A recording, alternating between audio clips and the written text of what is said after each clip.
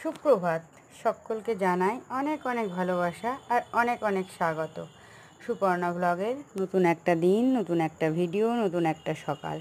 সকাল সকাল সকলকে জল খাবার করে দিয়েছি আজ পাস্তা। রুটি খেতে খেতে সব ক্লান্ত হয়ে পড়েছে।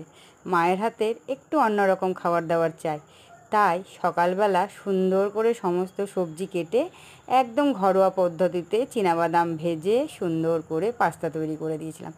সেটা আর তোমাদের দেখাতে পারিনি। এখন রান্না করছি পটল পোস্ত। আজ কিছু নিরামিষ এবং কিছু আমিষ রান্না হবে। নিরামিষ রান্নাগুলো আগে করে নেব, সেটাকে আলাদা করে সুন্দর করে সরিয়ে রেখে দেবো। তারপরে করব আমিষ রান্না। পটল পোস্ত, পটলটা ভাজা হয়ে গেছে, পোস্তটাও দিয়ে দিয়েছি, সাথে দিয়ে দিয়েছি একটুখানি দই ফেটিয়ে দিয়ে দিলাম। এখন টমেটো কেটে, টমেটোটা কেটে এখন একটু দিয়ে তারপরে একটু ঢাকা দিয়ে রেখে দেব। শেষে নামানোর সময় দিব সর্ষের তেল, একটু সর্ষের তেল ছড়িয়ে দেব, তারপরে দিয়ে দেব কাঁচা লঙ্কা। তো দেখো, এই যে তেল দিয়ে দিচ্ছি, তেল দেওয়ার পর দিয়ে দেব 2-3টে কাঁচা লঙ্কা, তারপরে নামিয়ে ফেলবো।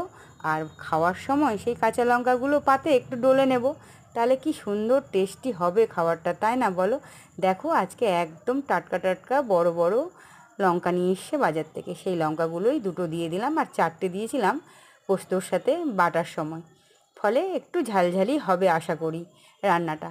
তো চলো, একদম রান্নাটা আমার কমপ্লিট হয়ে গেছে।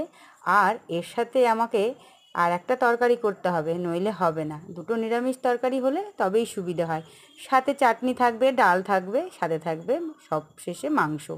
তো দেখো, তেলের মধ্যে 5 সম্বরা দিয়ে কাঁচা লঙ্কা দিয়ে ছেড়ে দিচ্ছি সবজিগুলো লবণ হলুদ দিয়ে সুন্দর করে ভাজা ভাজা করে তারপরে আমার মানে বাড়িতে লাগানো মিষ্টি কুমড়োর ডগা কেটে ধুয়ে পরিষ্কার করে রেখেছি, সেগুলোও দিয়ে দেবো এর মধ্যে।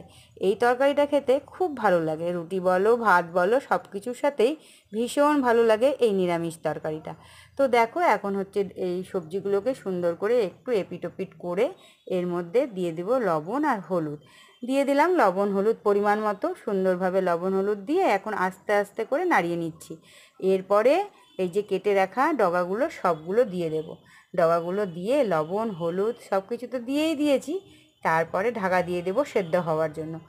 আর বাকি রান্নাগুলো মাংস ডাল সব কিছু তোমাদের সাথে একবারে শেয়ার করব খাবার পাতে। দেখো, এক ভিডিওতে তো সব শেয়ার করা যায় না।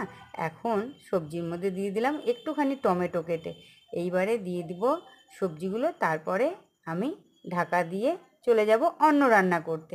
চলো, টাটা।